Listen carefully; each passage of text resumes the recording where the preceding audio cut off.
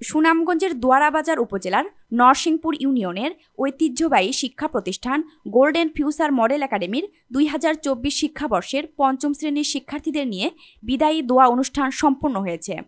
নরসিংপুর ইউনিয়নের হাবিবনগর গ্রামের প্রতিষ্ঠিত গোল্ডেন ফিউচার মডেল একাডেমি ক্যাম্পাসে এই অনুষ্ঠানে আয়োজন করা হয়।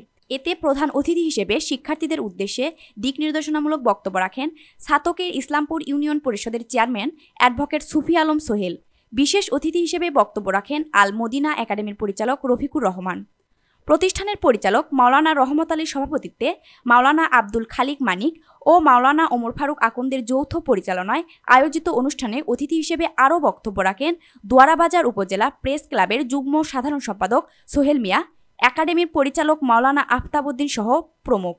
অনুষ্ঠানে শিক্ষার্থীদের উদ্দেশ্যে দিক নির্দেশনামূলক বক্তব্যে অতিথিরা বলেন, বিদায়ী অনুষ্ঠান কেবল একটি অনুষ্ঠান নয়, এটি জীবনের এক গুরুত্বপূর্ণ অধ্যায়ের সমাপ্তি ও আরেকটি নতুন অধ্যায়ের সূচনা।